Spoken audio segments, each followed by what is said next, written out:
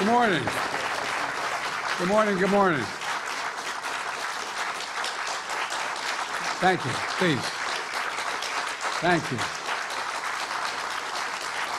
Good to see this cabinet and staff together here. Thank you.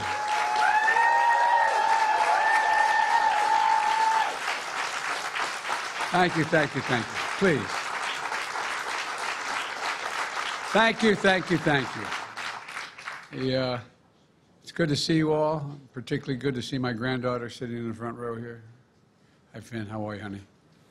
For over 200 years, America has carried on the greatest experiment in self-government in the history of the world. And that's not hyperbole. That's a fact. We're the people. The people vote and choose their own leaders, and they do it peacefully. And we're in a democracy. The will of the people always prevails. Yesterday, I spoke with President-elect Trump to congratulate him on his victory.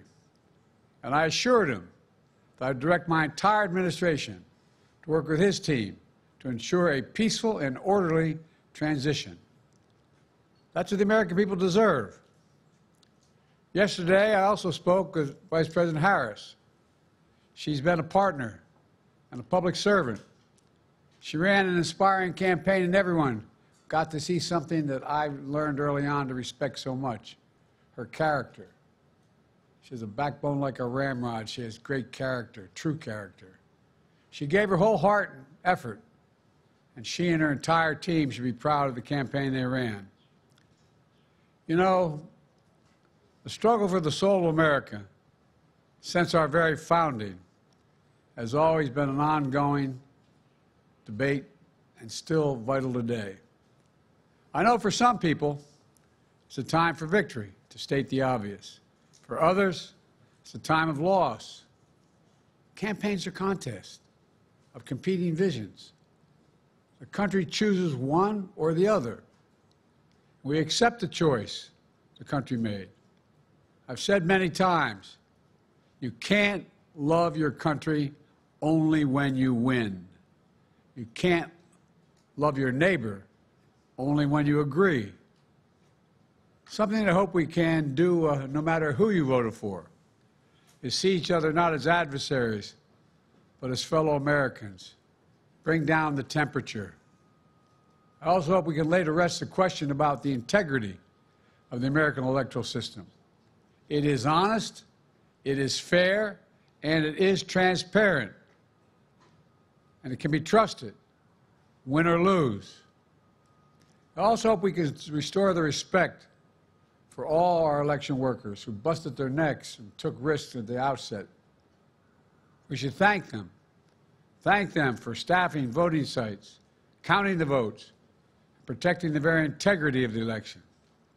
Many of them are volunteers who do it simply out of love for their country. And as they did their duty as citizens, I will do my duty as president. I'll fulfill my oath, and I will honor the Constitution.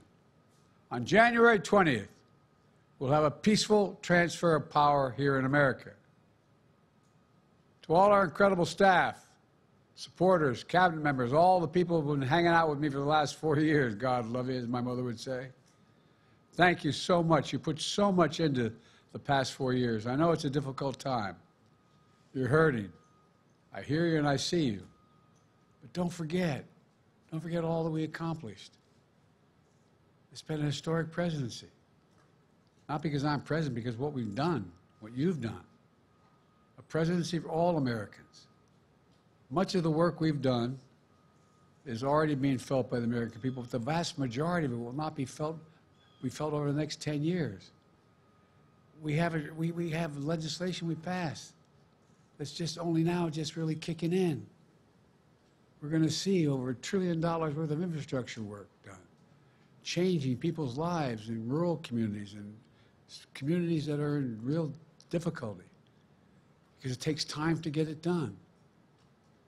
And so much more it's going to take time, but it's there. The road ahead is clear, assuming we sustain it. There's so much we can get done and will get done based on the way the legislation was passed. And it's truly historic.